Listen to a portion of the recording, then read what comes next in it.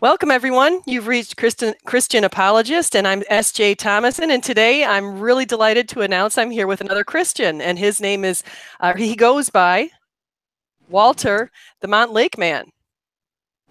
And Walter, so, say hi, Montlake. Walter. How's it going? Great, great. I'm so glad to have you on. I've been following you on Twitter. I was just mentioning it for a couple of years now, and I think I found you initially as Ogie Oglethorpe. And now Yeah. you're Walter the Montlake Man. But I think it's interesting to hear the story behind your whole past and how you even decided to be called Walter the Montlake Man. Because that's not your real name. We do know that. It is not. No, I am not Walter Sobchak from The Big Lebowski. Just enjoy movie nostalgia and have fun with names and uh, see if people recognize the names and a little lighthearted playing around with Twitter, I guess. Nothing too crazy on it. Just real name's Nick though, Nick Pittman. So from Seattle, Washington. Oh, you're giving away a lot, actually. Yeah, that's fine. That doesn't bug me too much. It's a big city. It's a big city, and you have a relatively common name, right? Right. Yeah. Oh yeah. That's fine. So what? How did you come to become a Christian, and what have been your experiences on Twitter as far as spreading the good news? I read your avatar, read your profile, and so I know sort of what your plan is. But did you want to share it with everyone else? Yeah, I became a Christian 19, right after high school. I was going through high school. I would call myself agnostic. Um, I knew there was beliefs that I had instilled, but couldn't connect them with anything in particular. Um, as I'd mentioned, the why question was always on the table. You know, why are we here? Whatnot. And I had a couple very close friends that were very strong Christians. One of those friends was Jewish. She was Orthodox Jew, and her and I dated for a while.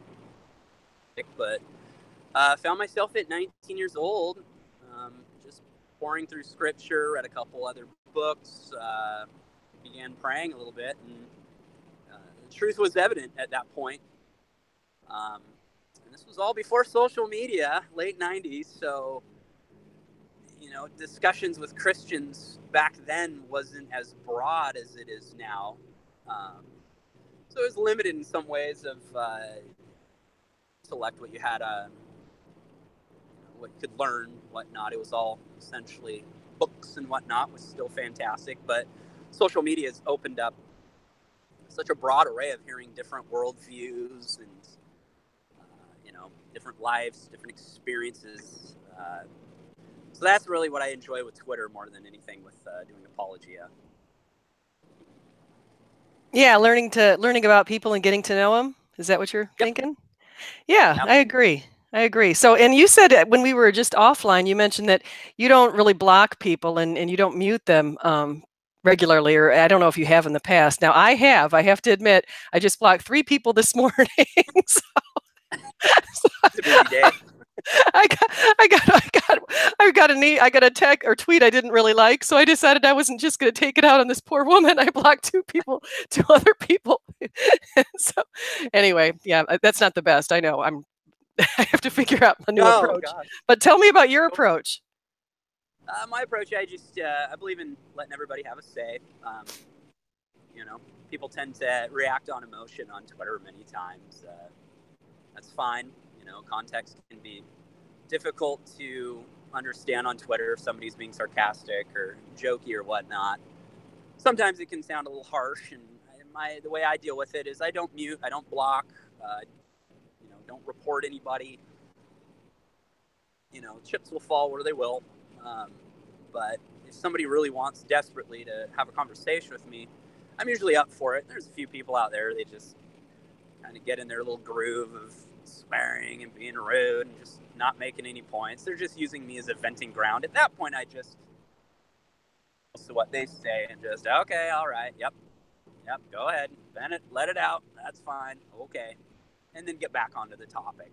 Usually some ways down the line. I've had people, though, block me multiple times, unblock, block, unblock, block, unblock. So it does show that, deep down they do want to have a conversation. There is a reason. Many of them will say that it's, I'm just so stupid that for entertainment purposes and whatnot. But the fact of the matter is we want to have a conversation. This is something that everybody's on there. It's their headlines of what their belief is, what their worldview entails. So I want to learn that. I want to know what people, what their worldview is, and preach a little gospel to them if they want to so hear. Yeah, I agree. I think that's a good plan. I think that's a really good plan. And I'll have to probably reconsider whether it was right to block the 3 people I blocked today. I had a New Year's resolution, and by January 7th, that was my New Year's resolution was not to block or mute anyone. So I unblocked and unmuted everyone I'd ever blocked and muted in the past. And 17 days passed, and I couldn't take it anymore. That's not bad. 17 days, a little repentance there. Nothing wrong. Yeah. So I wasn't able to keep my New Year's resolution. I could only make it 17 days. It's so pathetic. But someone said maybe it wasn't a very good New Year's resolution anyway. I should have done something more meaningful than talking about blocking and muting people on Twitter. Baby steps. Just do it with baby steps. Exactly. Now, you mentioned before you've got 4 kids and you're thinking of adopting a 5th, and you have a wife and she's very busy in anti-abortion sorts of things. Is that what you said? Yeah, my wife is. Her story is actually pretty amazing. The reason she's pro-choice was our daughter. She's going to be 13 here shortly. My wife, through high school, she was pregnant her junior year. Was heavily encouraged to have an abortion. She did not. She chose to keep the child. Ended up having the baby. She is an incredible 13-year-old girl. The dad stepped out. So it wasn't until my wife was in her early 20s that I met her, and through church, mutual friends. And at that point, it's very interesting because with all the pro-life work that my wife does, she's coming from an angle of experience. And, at that age of young girls at 16 having abortions, it's such a major, major life-changing event because, it's hard to come at people with a heavy amount of love that'll make a difference when they're facing such a major life decision at that point. So my wife's taken upon herself to really kind of be a voice of reason for a lot of these girls that are debating on not having an abortion. And we've come through on a few. I'd mentioned at the beginning adoption. We're hopefully going to be adopting a child that would have been aborted. Need to build a bigger house, so that's also on the docket for us. But yeah, that's kind of a quick rundown on my wife, and started popping kids out left and right. So nice big family, and we're not Mormon. That's real nice. What'd you say? Oh, I was joking. I said not Catholic or Mormon either, and we're having big families. So yeah, that's true. That's true. So, yeah, that is a big family. I only have 2 sons, so I'm definitely way under you. But I love the fact that your wife made that decision in high school. I have relatives who made the same decision, and so we have and the kids have all grown up to be very well-adjusted, great kids, and so it's just thank God that they made that decision. But I've also had friends that made the decision to get the abortion. And in fact, I have to admit, when I was in my 20s, I was pro-choice, and I drove one of my friends to an abortion clinic. So I've got that guilt on me. And it's unfortunate because now, years later, it's decades later, she kind of regrets having that abortion, and she never ended up having any kids. Yeah, it's such a weird world we live in, by the aspect that you are formed in the womb. Who you are begins at conception. There's no debate on that. The debate that is brought to what they do is they change it from human life to a clump of cells, where necessarily our entire body is made up of these cells. But when you are all of your DNA, everything who you are is established at that moment. The only difference is your location and your size. And what we've done in society nowadays is we look at that and we pretend that's not a person. And killing that is not killing a human life. And it's so sad because it really boils down to a civil rights matter. Human lives that are getting killed, that are in the smallest, most vulnerable state, and they do not have a voice. And they are getting killed. And our society looks at this and goes, that's okay. But then the other atrocities that happen in the world, aside, we'll talk about death row for guilty criminals, all sorts of things. And those are horrific. But the pro-choice side looks at it and they kind of go, well, that's a bummer, but that's somebody's choice. That's a personal choice. But that's not the point. It's the choice of the life inside the womb that doesn't have a voice. That's what we fight for. Let's fight for those that don't have a voice. I agree. I've changed my ways on that too. I've changed my opinion completely 180 because even actually a lot of it is because of my relatives and those kids who've grown up to be so happy and well adjusted and that kind of thing. And even if they weren't happy and well adjusted, just the fact that they have a chance at life is pretty good. Yeah, I mean, everybody, we're Americans, so life, liberty, and pursuit of happiness. I think the founding fathers understood life was the number one thing. That was the very first thing that everybody had a right to was life. For some reason, our society, we like to live in the dark, pulling those things into the light. That's not a good thing to many out there. And you start going through the numbers on the abortion debate, and talking about such tragedies as somebody getting raped and whatnot, and child involved, and something in my field in the medical profession. There's many times we have abortions due to the mother being at risk, the baby as well. But the fact of the matter is 93% of abortions in the United States are due to convenience, nothing more. Just somebody that doesn't want to deal with raising a life, having a baby, having that guilt of having a baby and putting it into foster care, whatnot. But I don't know, the more I think about it, just kind of makes me hang my head and a lot of sorrow comes out of that. I think It does, especially as a parent, like.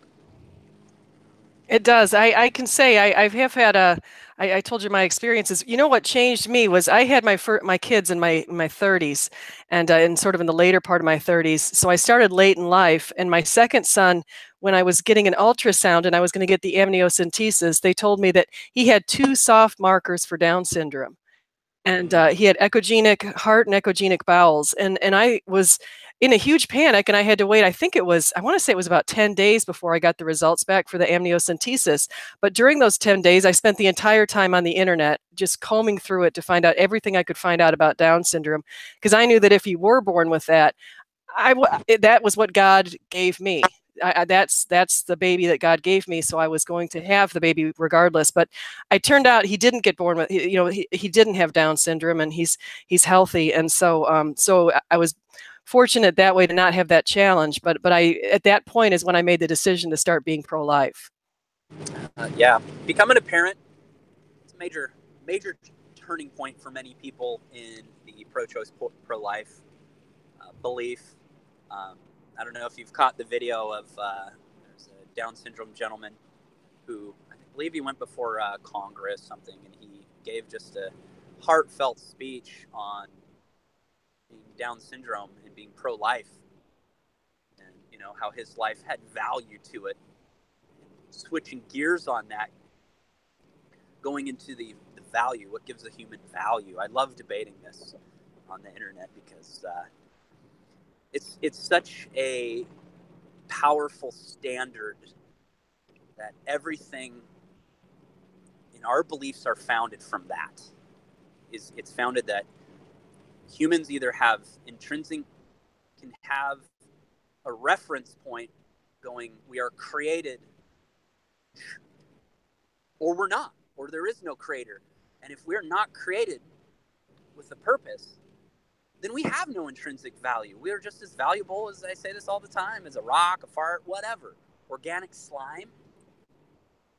There's no way to differentiate that because it becomes a subjective basis. That's their point of reference. And if it's a subjective basis, whatever, let the chips fall. Who cares? If human life is subjective value, but if it's not, we need to take care of each other. No. I agree. I agree. And I think you mentioned a good point that your wife said when she was when people were maybe pressuring her a little bit to have an abortion in high school, the fact that a lot of times they say, "Oh, the baby at this point is just tissue." In fact, I've heard the word tissue a lot, and Yep. so again, just like you said, it's the whole valuing life and deciding when exactly does life begin. Yeah, it begins at At conception. conception. Yeah, it's absolutely conception. There's no debate there. If anybody wants to really debate where it begins at conception, at what point of conception, you know, Hmm. that's where the debate is. The second conception, that first cell's divided into 2, 4, 8, 16, 32, and so on. The human life's already been established at that point. But I've heard some very asinine arguments, just a bit absurd, of comparing well, what about the eggs and whatnot? Oh, there's a human life. No, no, no, no. Human life begins at conception, and let's protect it from that point on because it does have value. I don't know if you caught. It's been a running question with a lot of the pro-choicers. They love to present this scenario where if you're in a burning building, you could either rescue a baby or 100 fertilized embryos. Which would you do? Oh, I've seen that. I've seen that. And it's a bit ludicrous for the level of, number one, it puts into reference of what your instinct would be the right choice, and that's never true. Our instincts generally aren't the right choice in most cases. In most cases, you make a choice due to instinct. You look back and go, shouldn't have done that. So that's kind of the first problem with that scenario. The second is, ever in a burning building, shouldn't be between a baby and 100 embryos. These aren't realistic scenarios. We're in a scenario where we can save both. We can save the embryos, we can save those human lives, and we can save the baby. So let's not look at it in a situation that is completely absurd. Sitting in a burning building with a baby and embryos, and you have to choose. That's not a proper scenario. The right scenario would be, why would both die? Why would both live? Why would one live and the other die? That's the reality of our situation. It's the reality of our social standard. And I love to talk about it. I agree. And actually it reminds me, I teach ethics sometimes in classes, and one of the scenarios they always bring up is what happens if you were standing on top of a hill and a train was coming down the track and there were 5 people who were tied up to the track, and you had the opportunity to save those 5 people, but the only way that you could save them is if you pushed a very fat woman off the hill next to you so that she would land in front of the train and stop it. So it's like, would you let the 5 die or would you push the woman? And I thought, what kind of a scenario is this? I mean, I, I don't even like asking it. But it's one of those common scenarios that someone dreamt up and wants us to deal with this moral dilemma. Yeah, moral dilemmas are just kind of hilarious to me on that standard because you look at something like that and we're trying to differentiate who has different value as a human. And as a Christian, my response to something like that would be, is I would dive into that situation and try to save them all. I would try to save them all. Would be, but if there was a burning building with a bunch of babies in it, I'm going to be going in and out of that thing until I can't anymore, or until I died myself. That's the fact of the matter. So when we put ourselves in these scenarios that many atheists will dream up to kind of get you in that gotcha moment, it doesn't make much sense to me to think, well, let's go from more of a realistic scenario. I watched Matt Dillahunty. He was I get a kick out of that guy. He's I know him. yeah, and he had one. Somebody called in. They were talking about abortion, and he comment the person made, he said, well, does somebody have a right to your liver? Say you had a failing liver and they were going to die. Excuse me. The scenario was, say a person has a failing liver, they're going to die. Do they have a right to your liver? No. Say it was kidneys. Do they have a right to one of your kidneys? No. He says they do not have a right from you to live. End of story.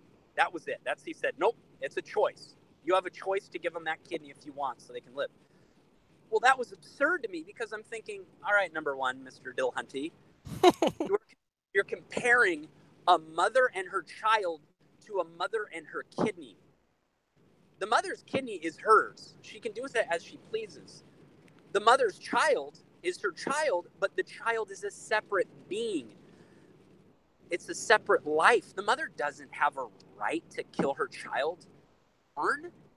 That's ridiculous. The mother has a right to take care of the child, to raise it.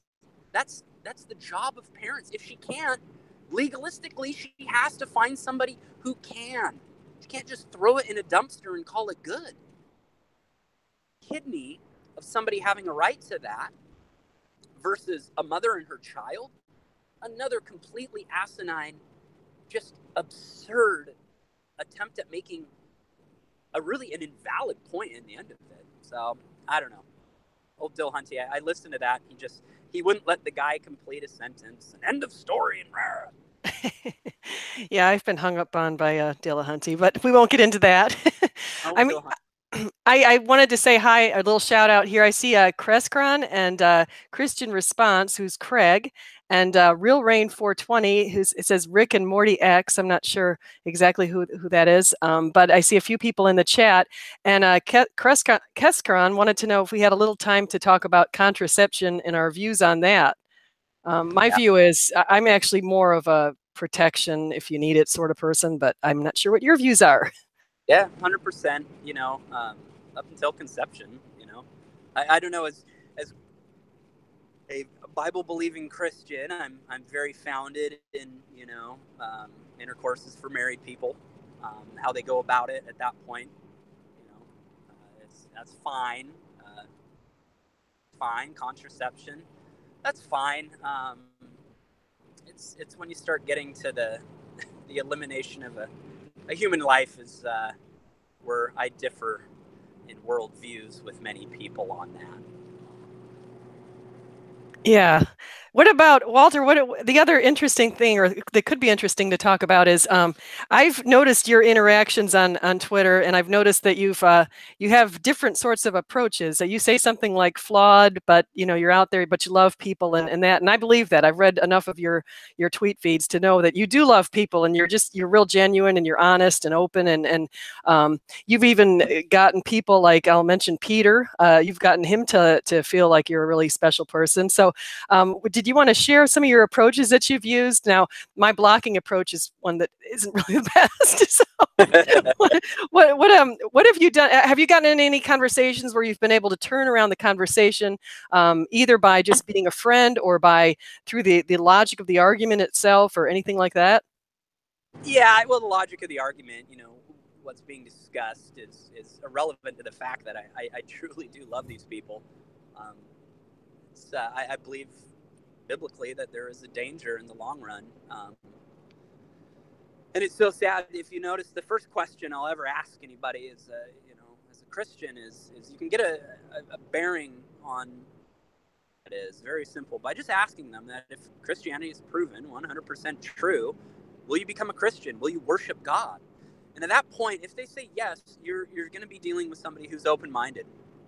You're dealing with somebody who doesn't have a preformed bias and looks at Christianity in, what's the word I would use? Just a heavily negative, grotesque view. If they do say no, that they would not become a Christian, then right out the gate there, they have a preformed bias, that they hate Christians, they hate Christianity, they don't, no matter what, they're not going to kneel. It's funny you asked that, because I asked that exact same question last night to two people, and I've asked that for the last couple of years. I love that question because it does let you know where you stand. And it's incredible. I love taking screenshots just kind of as reference points again. You can go back and, maybe someday down the line show the person, remember when you were at this point where no matter what, you would not believe in God. Because I know many. I don't really have a church. We have kind of a fellowship that we meet up and whatnot. But two of the people in there, in our fellowship were, oh my goodness gracious, they were the most adamant Bible-hating Christians. Well, I'll put it this way. One of them has a tattoo on him. And now this person is one of the most strongest Christians I know. Really? Yeah. You said a tattoo? I didn't catch that because it cut out a little bit. A tattoo of what on him? Anton LaVey. Oh, wow. Head of the Church of Satan. Yeah, they were Satanists for quite a while, and I would never tell somebody else's testimony, but just kind of a spitball a little bit is they had a supernatural experience that they believed was associated with Christ, and that's another reference point that I always enjoy debating with a lot of atheists, is they believe that miracles cannot happen as well unless you are the creating governing authority over nature. You hold no dominion over nature. So if a miracle happens, it's simply the authority over nature showing he's the authority. It wasn't a big deal for Christ to walk on water because he created water. It wasn't a big deal for Christ to wine because he created water. He created wine. It was his power. So, anywho, I could ramble on there for a while too. No, I think that's a great point because that was something I was just reading last night. I'm reading a really, really good book right now by the two McDowells, Josh and Sean McDowell. Josh is the dad and Sean's the son. But in the book, it mentioned that of all the faiths, Christianity really is founded on miracles. Well, the big miracle is existence. I mean, it's the one every atheist struggles to deal with. If you ever want to have a miracle that you can point to, all you have to do is just say we exist. There was a starting point. Everything did come from nothing. It always does sadden me a little bit when I will see a very science-founded atheist go from science, and then you bring up the Big Bang, accelerating, expansion, CMBR, all this massive amount of evidence showing that our existence came from nothing. That is a miracle. Nothing. The properties of nothing are simple. They're nothing. Nothing can't create everything, and somehow we came from that. So at that juncture, either you got three options. Number one, you're going to say, I don't know. You're going to be an agnostic, not the school of atheism that says there is no God. You're going to be a true agnostic. Or you're going to be the hardcore atheist and say, there is no God thing, and that's a miracle. Or you're going to be a theist, and you're going to say there is a higher authority, there is a creating power, there is a supernatural entity above everything that everything came out of. But what floors me is that many atheists will look at nothing, Lawrence Krauss, for example, and truly believe that nothing somehow had the ability, the capability to create existence. And that's not a miracle somehow. That is a greater miracle than God creating anything. I don't have that much blind faith to look at nothing and think, well, there's where we came from, that we all came out of nothing, and man was created through this, and somehow we figured out that we wanted to go to the moon one day. There's no meaning for that. It doesn't make sense to me, but... That's such a good point. And actually, just the idea of meaning and purpose and why we're here and design and the chances, the amazing, miraculous odds that we've overcome to be in the situation we are here on the earth. So there are a lot of good facts. And I'm seeing online, Kaskron is also mentioning about the laws of nature and how those came about. Well, somehow, I mean, there's another point. Do the laws of nature existing, does that mean we can dismiss the need for a lawgiver? No, we can observe these. You can see a law in action. There is an order to our universe. You know, these are things that the theist, the Christian, we look at, we get it. The universe is held together because God created it that way. I mean, just look at the more they're finding out on the Big Bang, it's incredible. The amount of antimatter and matter that came out of the initial Big Bang, we should not be here. Science cannot wrap their mind around it. We managed to come out of this and have a consciousness and understand what beauty and music is and all these incredible experiences that we have in life. We're formed with an intent in life, which I deeply believe as a Christian is to love. But if there is no God, which ethic is bigger? There is none. Love is equal to hate. If somebody wants to live their life hating from the atheistic worldview, that's just as valuable as loving. I don't know. No, that's true. And actually, not just the atheistic, but also the pantheist worldview has that same thing where love and hate are on equal levels. Yeah, that's interesting to me that the pantheistic gets. On top of that, you got it that the creator sacrificed himself. So then you have a creator that isn't all powerful. You have a creator that was just kind of powerful, and he's sacrificed himself, and he's gone now. It's in nature. It's all around us now. That doesn't make sense to me. That shows a limited God, and the God I believe in is living. He's not limited. I agree, and very personal too. That's the one thing that also separates Christianity is our Lord is personal, and in the Bible, very specifically, it mentions that He is love. So that's something that separates us as well. But let me ask you this, Walter: how did you come to Christianity? Of all the faiths that you could have chosen, did you have a spiritual experience, or what happened that really turned you towards Christianity? I think you said at 19 is when you really kind of went gung ho. Yeah, a good friend of mine, we were going through all the different worldviews, all the different religions and whatnot. And at that point, I had initially made quite a turn, gone from, to, okay, I really need to listen to this. And it went from reading a lot of scripture little points, and what stood out to me in Christianity was our God here on earth, separate from us, struggling, suffering. Our God came to earth. And if there is a God and Christianity is true, what was he doing, humiliated, tortured, hanging from a cross, dying? And I really had to struggle with that.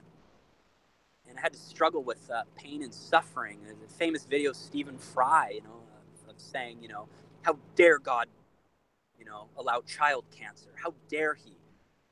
That is one of the most, that is the most common reason that atheists don't believe in a God, is that pain and suffering exist.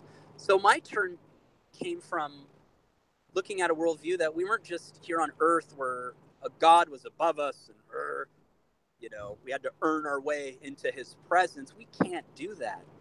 And Christianity offered a real, all-loving God came to earth, and he made it easy, the most easiest way possible. Do you want to be with me? Love me and accept me. That's it. And that struck a chord with me. I just thought, okay, I really need to look into this a lot more. The more scripture I read, the more I could see love. Matthew 22, 36 through 40. I say it all the time. Love God. Law of the prophet hangs on this. So here it is in Christianity that love, intrinsic human value, love, sacrifice, there is more. That was the big one for me, and no other religion or worldview offered that. They were all, you had to earn your way to God. There was deeds that needed to be done. You had, gosh, pardon me, brain farting a little bit here, where you're born again, but where you come back as a flat, not Hinduism, Buddhism. Actually, both of them believe in reincarnation. Reincarnation, and none of that seemed right to me, and that really, the moment that it kind of hit me of like, wow, I'm going to accept this, and you see where it went from there, and everything in the world suddenly changed, and there was a truth to everything that's so evident I couldn't deny it. And so I guess in a level, my testimony is pretty typical of many Christians, but yeah. So have you had any spiritual experiences? Oh, working in a hospital, I've had many. Oh wow! I would say for level 1 trauma at Harborview, or during my shifts around death daily, multiple times.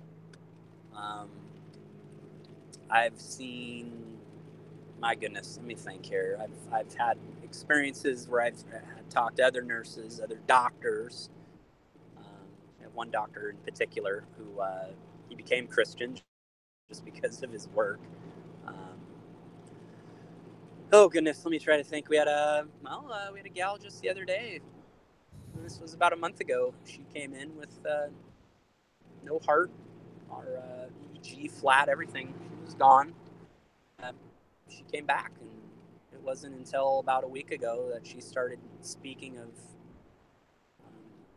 things that she had seen, things that she had heard. Big one, you'll hear a lot of that. People that the white light. Oddly, I've never really heard of anybody speak of hell that had a near-death experience at work.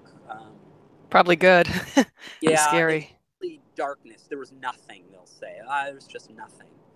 At that point, I usually raise an eyebrow and think, okay, that doesn't sound good.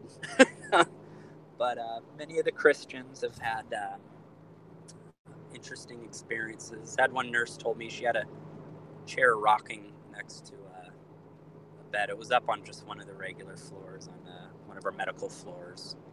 Lady had passed and said she wanted to rest with Christ. But, those are all supernatural stories that atheists won't believe. And it's not until they really experience it. Through Scripture, it's hard to understand, really, what's holy and what's not. What entities you may be dealing with, because they're not all good.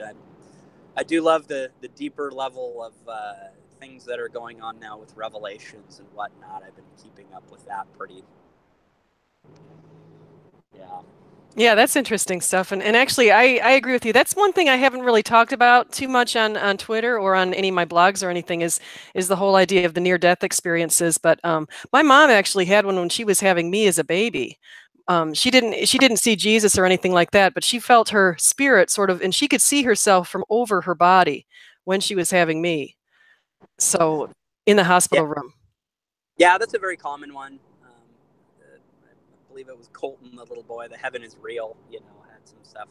I wasn't present for any of that. And the one that was really interesting with me with the little Colton guy I was reading about was, have you heard of Akiona Kramake? Yes, I love it. The picture of Jesus. What was really powerful about that was Colton had his little, his dad would show him a picture of what Jesus looked like, what he looked like, and no, he didn't look like him. But it wasn't until he saw the Akiana's picture that he went, oh yeah, that's him. That one really struck a chord. And looking at the painting, there really is something powerful about it. Paintings and those kind of things can be other associations with really kind of delving into that deeper level of intellect and who we are. I know Peter Hitchens, old Christopher Hitchens' own brother, he left atheism over a painting. Yes, I read that. I read his book, Rage Against God. Great book. God, yeah, and he sat there. I believe he said it was for 4 or 5 hours analyzing this picture, and the depth of the number of people that were denying God versus the small minority that were accepting him, and that weighed heavily on him. But as far as the supernatural stuff goes, and revelations, and out of body experiences, I really am a big believer that we are in the end times. Israel is back as a nation, and the third temple will be back. We can follow along with those stuff, and I hope a lot of atheists refer to Israel, what's going on there, and they keep an eye, because Christ was very vocal about the birth pangs, what to look for, the signs, and then the hard labor will begin. If you can point to something and see that it's going to happen 2,000 years ago, how do you write that down as a coincidence? You can't. Yeah, that's true. And I want to go back. I'm noticing a couple people making comments in here. Someone, GPH, says that Dr. Jeffrey Long has done a lot of near-death experience research.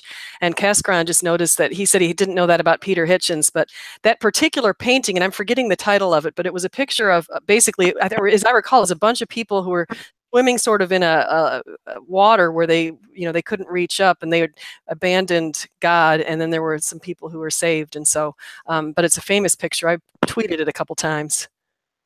Yeah, I believe it's the Judgment is the name of it, if I'm correct.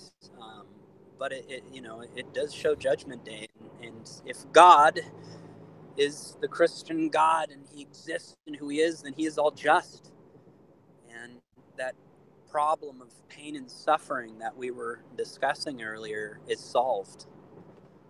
He will solve it for us at that moment. That every sin, every pain, every suffering, it will all be accounted for. It, the wages of sin or death, and that painting is a very powerful one. When you look at that, struck out to me was the point that came out to me very strong in that was the number of people that rejected God even after they knew He was real. The ones that were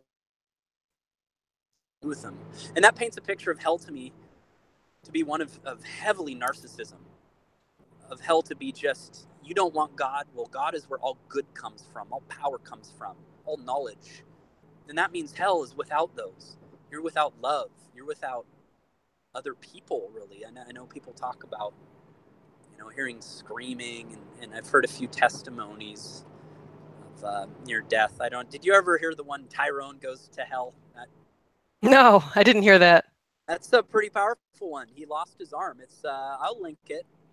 He was a gentleman in Sacramento, and he was coming back on I-5 corridor, and he was in the passenger seat. His girlfriend was driving late at night. They were coming through Weed, California, and if you ever driven through Weed, California, it's wide open, a lot of water on the side of the road. His girlfriend fell asleep. They were hitting the bumps. He woke up, grabbed the wheel, tried to pull her back onto the road. She woke up at the same time and oversteered, shot the car off the road. They had a 2-year-old in the back, crashed into one of these ponds upside down. She made it out of the car, got the baby out of the car. He was stuck, and he was pronounced dead at the scene. And it wasn't until, I want to say, at least 4 hours later, after airlift had brought him into UC Davis, that they managed to revive him. He lost his arm. He's a barber now, of all things. He's a pastor. He was an atheist prior to it. But his experience was he had gone to hell. And that's his testimony now. And it's scary. And it's a very, very sobering testimony. It was amazing, too. After the car wreck occurred, there was no other cars out on I-5. It was like 3, 4 in the morning. And the girlfriend was out of the car. She didn't know where he had been. Oh, that's what it was. He had been ejected from the car and was underwater, knocked out. And out of nowhere, there was a man standing there going, he's over there. Oh, So the man wow. around, the guy was gone. So his girlfriend, you can hear her testimony. She believes that was an angel, never saw the person again. There was no car pulled over. But anyways, his testimony in regards to hell was one that was narcissistic. It was empty. It was void of any good. It was wailing, he said, gnashing of teeth. He said he could feel the presence of other people, but he was alone. These are the sobering points that I think as Christians, many don't want to talk about hell, but we need to. Because if we don't talk about hell, then what reason did Christ come to earth to save us? What was He saving us from? Yeah, no, I do agree that I don't know what the form of hell is, but I certainly know I did have an experience that was a very, very dark spiritual experience. So I have absolutely no doubt that there is the presence out there. So no doubt. And it scared me so badly that that's part of the reason why I came to Twitter with sort of a fire behind me. Oh, that's fantastic. As Christians, we need to come to the table realizing that everything's at stake. And I was mentioning why I don't block or mute anybody is I don't know. Maybe one day somebody has that moment, it clicks. And, I got to be there for them, because I deeply believe that eternity is at stake at this point. And man, getting the gospel out, it's difficult nowadays. Ooh, it is tough, Yeah, it is. because you're met with such hatred from many people, because they feel as though, number one, we play the holier than thou card. And I'm the last person to do that. I'm a sinner. But we need to come to the table with these people, and we not just portray love. We really need to love everybody. Yeah, I agree. I'm a sinner too. I make so many mistakes. I make mistakes every day. So it's one of those things that I hope nobody thinks that, and people make a lot of comments on me. They say, "Oh, you're arrogant," because, and I don't know why I mean, I know in the phone call I had with Dillahunty, I definitely came across as arrogant, but I've tried very hard since then not to come across that way, because I really am not like that. And if you knew me in real life, I'm not like that. But that's the thing, is by examples and not being arrogant and being humble and realizing we all make mistakes, I think we can all come together. Well, it's as a Christian, we're founded in truth, and that sounds like a very arrogant statement. Whoa, whoa, you know what the truth is? Well, that's our belief, that we are truly founded in the truth, and that is the truth. As a philosophical standpoint, you're coming from absolutes, and truth is an absolute, and that's absolutely true. That as a Yeah, Christian, and I agree with you. how do we come across to people in a non-arrogant way that we know something to be true that they deeply believe is not true? So the way to do that is love. Love. I actually, Peter of all people, I have loved my conversations with him, and we No, have he's on right multiple. now. Walter, he's listening, just so you know. Oh, I get a kick out of Peter. And, Peter was one of the first people recently. My mother passed away here back over the holidays. That's right. I'm And sorry to hear that. yeah, it was okay. She was, it wasn't a tragedy in the sense of, from the Christian worldview. But here's Peter, offering me those condolences. And I deeply love Peter. I'll always talk to the guy, because he's a good dude. And, deep down, he's out here really arguing for his worldview, because he feels that we are being lied to and manipulated, and we're in the wrong, and that's okay. But there's a step back point that I want to point out, is that if he's right, if there is no God, then okay, then we all just turn to dust, and back to our stardust roots again, and that's it. But if there is a God, and I'm not trying to do this from a fear tact of it, but if there is a God, then everything's at stake here. That love and hate and justice and reason and rationale and meaning and purpose, there's all an objective behind that. And that, in the Christian worldview, we look back and our point of reference is Jesus. In the atheistic worldview, what is their point of reference? I don't know. I don't know. Because you cannot claim a subjective as an objective. That's self-defeating. So, I don't know. Peter, it's good you're listening, man. Yeah, he Love you. says hello. He says Yep. hello. And Keskron says he's sorry to hear about your loss, and of course I am too. I have both parents still, and I do treasure that time, so I understand that. Yeah. Difficult. Oh, it's I don't know, maybe as my time being around death so much, as I wouldn't use the word jaded, but I definitely am used to it. My mother was a very spunky person who was elated to be with Jesus. She used to talk about it all the time. So Oh, yeah, wow. wasn't quite That's the dark day. Yeah.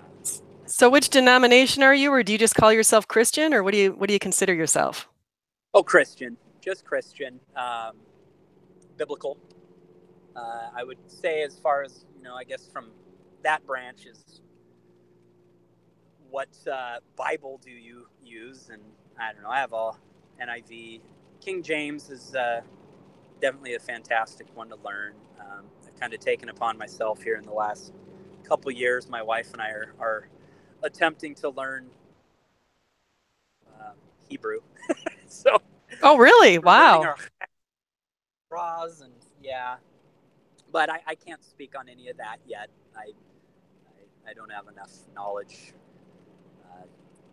to really speak on that. Can't do the keyboard warrior thing on that. So. Yeah. So what do you find more interest? Because to me, I probably, if I had to look at how much as a fraction, how much I read the New Testament relative to the Old Testament, it's probably for every 10 times I go to the Bible, 9 out of 10 I'm reading the New Testament. How about you? Both, but in the relation to it is I read the Old Testament with my quote New Testament glasses on. That was kind of the big thing is when you go back and you reread the Old Testament, we have a different worldview of what the Old Testament is to the Jew. The Jew, they are still waiting for the Messiah to come, and he's already clarified the law. He's fulfilled it. So when we go back and you look at reference points of the things that many atheists like to argue of why can't you eat shellfish? Why can't you have tattoos or piercings? Many of those, when you look into the context of them, there was a purpose behind it. There weren't hospitals back then. The Jews were wandering in the desert for 40 years. The serpents on the pole, those came earth. These were all precursors to Jesus Christ. And one that really floored me, I learned was when the high priest would go in and run the red heifer sacrifice, he would say something that was not to be spoken upon the altar. And this is pretty incredible. Well, what that was is after he would sprinkle the water along with the blood onto the mercy seat, what he said was, "Behold the hand, behold the nail." And he would sprinkle this. And I found that very interesting that is what the high priest would say. Why was there a reference to behold the hand, behold the nail, and not to mention the layout that God had commanded the Jews to have their camp as they moved around the wilderness was in the shape of a cross. Now, if you have your New Testament glasses on, you know what that is. You know why there was a serpent hanging on the pole that they had to go through, because that was a precursor to the coming of Christ. The sin was on being paid for on a cross. There's the cross right there. Why hand? Why nail? To Christ. So when I read the Old Testament, that's how I look at it, is how did that relate to Jesus? And at that point, it changes. The context changes into just a powerful, almost supernatural. Yeah. That is powerful, and I've never heard that. I can tell you, I've never heard that as far as behold the hand, behold the cross. That's amazing. Or Behold the nail. Yeah. oh, behold the nail. I'm Yeah. sorry. Yeah, and then the cross with the Yeah. snake. I hadn't thought of it that way either. Not, I mean, the Yeah. cross. I keep saying everything wrong. The pole with the snake. So Yeah. And it was really interesting about that. I kind of thought about that. Could you imagine what that looked like from the sky at night when the camp was in the shape of a cross at night with all the fires burning and the light? So if you're on top of a mountain and you're looking down on the Jews down there in their encampment, it was just a beautiful lit up cross at night. I find that a very interesting, kind of gives me chills a little bit to think, man, it's pretty powerful. I was reading your fantastic with Alicia, if I'm pronouncing that. oh yeah, Isaiah 53. Isaiah 53. Yeah. It's another fantastic reference point, because many of the Jews they don't discuss Isaiah 53, and if they do, they're not looking at it from the context of the New Testament. That's true. That's true. And I find Isaiah 53, it was funny because I never really knew about that until about 5 years ago. I was sitting on a plane next to a pastor and he mentioned it to me, and I went and I read it afterwards and I thought, wow, holy cow, this was written 700 years before. And then I thought to myself, it can't be in the Jewish Bible or the Jewish Old Testament. So I went back and I looked at their version of it, and surely enough, it's there. It So is. And what's even more amazing, the Dead Sea Scrolls, there it is in the form that is shows 100% that was written before Christ. That was written 700 years. Have you followed Psalms 22:1 at all? I love Psalm 20. The entire psalm is pretty much the same thing with the Yeah. resurrection.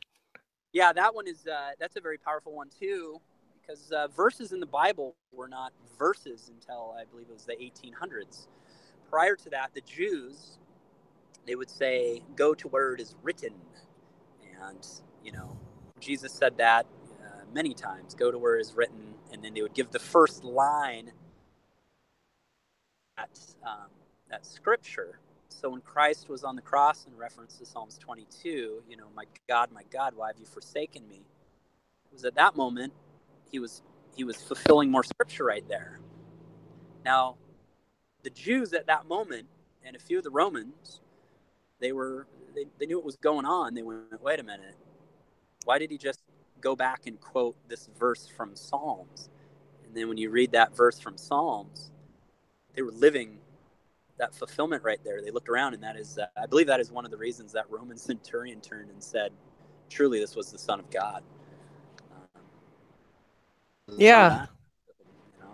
Yeah, Psalm 22 is another amazing one. Isaiah 9:6, whole bunch of verses that really speak to Jesus. And I've seen in different places, different estimates, but the one I've been using lately is I've read that 332 passages in the Old Testament are prophecies that were fulfilled by Jesus. Mm-hmm. Yeah, it's a very powerful one. Another one that I was learning recently that was kind of interesting, dated all the way back to Genesis of the hierarchy of, not hierarchy, the lineage of the names in the Bible, dating from Adam all the way, I think it was down to Noah.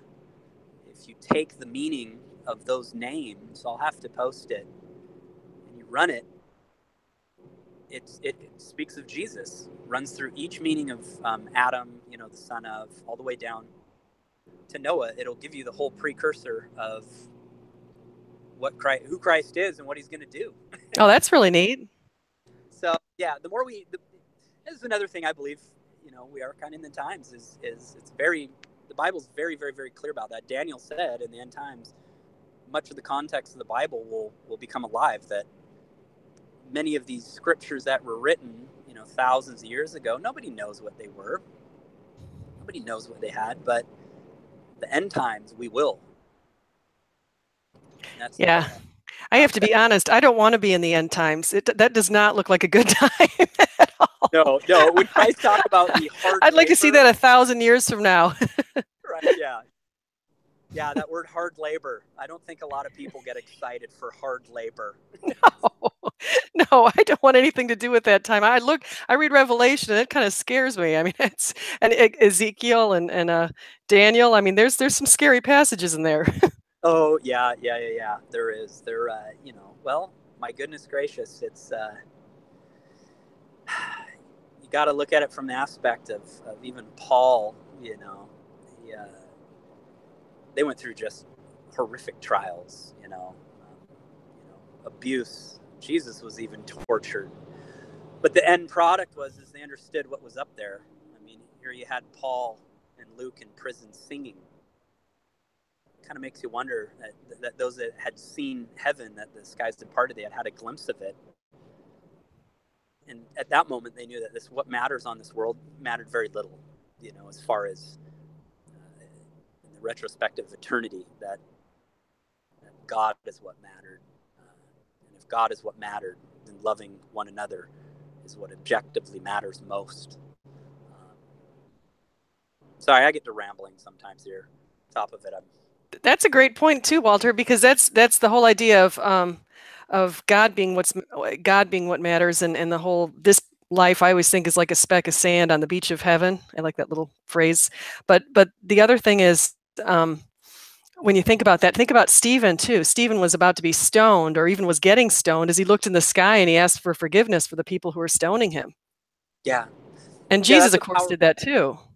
Yeah, and how can somebody that really, Stephen per se wasn't an innocent human, he sinned, but then you've got God, pure innocence, in the form of Jesus Christ up there. They forgive them, Father. They know not what they do. That's a powerful thought to think that if that is an all-loving God, then that's what an all-loving God would say. And an all-loving God is not going to force anybody into his presence. How loving is it for a God to force somebody into his presence, to force them into presence? The more I've looked into it scripturally, it is a rejection of God. Hell is some place. It's the elimination. You do not want to be with God. You don't want that. Okay. You can be narcissist. You can have your narcissism. You can have that. And I know a lot of atheists tend to struggle with it. Well, an all-loving God would put some sort of a mid-range utopia where we could at least exist, but not in pure, hell per se. But the thing is all good comes from God. So if you eliminate that, you can't even have a little bit of good, because that would have to come from God. And a little bit of good is meaning you're accepting something from God. You can't accept and reject at the same time. That's self-defeating. Well, that's a good point. And actually, speaking of the book I was mentioning a little before with the two McDowells, Sean and Josh McDowell, on Evidence for God, one of the things that they pointed out that I had really never thought about, but if you go back and you notice the evidence from all of the scriptures, but also extra biblical evidence, said that Jesus lived a virtuous life. He performed miracles. He was sinless. And there's no one, including in the Talmud or anywhere else, that says anything indicating that Jesus ever sinned. And yeah, so the fact that Jesus never said, you know how if you're teaching people, you say, you use yourself as an example of how you could be improved. mm-hmm. Oh, I could do better, and here's why. When I blew it, here's what I did. Jesus never said that. and so when you just think about that, he was sin free. And so when he forgave people, he forgave from the position of, hey, I've never sinned at all. Oh yeah, remove the plank from your own eye. That's another verse that I hear all too often misquoted is, Christians cannot judge. And early on, I believed that. In my green stages of Christianity, I thought, oh, well, I'm Christian now, I can't judge others. That's not true. What Christ was saying in that was, don't judge hypocritically. You can't be a sinner in a certain area. I know a lot of men deal with, pornography is a very rampant thing nowadays with a lot of males, and you can't be a Christian who is abusing that and then going to somebody else who's struggling with it and go, hey, you need to stop viewing pornography. That's a hypocritical stance. What you need to do is remove that plank. You need to quit. You need to repent. Christ preached repentance more than anything in the Bible. He preached repentance, and that's an interesting thought. But we are to judge, but we're to judge non-hypocritically, and then from there we are to love and we are to help. That's a huge sacrifice yourself, whatever it takes. Man, it's all at stake here. Anywho, I'm rambling again. I know. No, I agree, and I love it. I'm thinking now. I've taken an hour of your time, and I'm sure you said you were driving, so you probably were heading someplace, maybe to work. Oh no, meeting up with a pharmaceutical company for a seminar for the week in Portland. So I have a nice 4.5 hour drive. Oh, wow. Bluetooth here. Yeah. Oh, that's nice. By the way, if you ever come to Seattle, just expect to deal with the worst traffic on the planet. It's just terrible. Oh, yeah. See, your patience probably gets tried every day if you have to drive around in that. Amen. So Walter, did you want to say a couple of closing facts before we tie this all up? Oh, absolutely. To all the atheists out there I talk with, love you. We're not here. There's any Christians here that are discussing things with you out of hate. The bottom line is we deeply believe that eternity is at stake. We deeply love you guys. And we wouldn't be very good Christians if we kind of looked at them as, bags of biological matter. Moved on from there. Always here for you. love the discussions. Let's keep it going. I agree. I Yeah. agree. And we can have more. I'd love to get there are all kinds of people. We have our little direct message group, but there's all kinds of people that we can involve in this. So if anyone who's listening would like to get involved in any of these conversations, or if Walter, if you want to come back again, I know you told us your real name. I've been calling you Walter anyway. If you change your name back to Ogie Oglethorpe, I'll call you that again too. Yeah. But Oglethorpe. Yep, I am up for it. I do know I had promised Peter one of these talks, so I think next I'll have a good talk with Peter.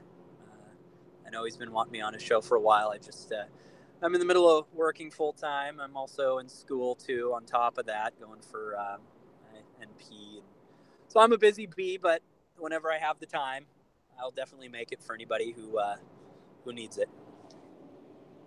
Yeah, that's great. And my next talk is going to be Saturday, by the way, at noon Eastern Standard Time with Professor Flynn, if you guys know him from Twitter. So that's the next talk. He's an atheist, so we'll have completely different views. So we'll see how that goes. Yep, I will be listening intently. I'm very curious to hear old Professor Flynn's demeanor. Hopefully he shocks us. In a positive way. In a very positive way. Yeah. Great. Well, thank you so much, Walter. I'm going to go ahead and we'll go ahead and end this. And I want to thank everybody for coming in here. I also see Intellect 123 on. So, and Keskaron and Craig's been in here, and Peter, and all kinds of good people. So I want to thank everyone for stopping by. And again, if you'd like to chat more with Walter or chat more with me, you can find me at Lead1225 on Twitter. And where can we find you, Walter? Oh, you can find me on Twitter, Montlake Man. Go Dogs. God bless. Do you have a blog or any website that you want to make note of? No, as of right now, I do not have the time for it. So Twitter is where you'll find me. Okay, great. Well, thank you so much. And thank you, everyone, for coming on. Have a good day, guys. Love you. Okay. Bye-bye.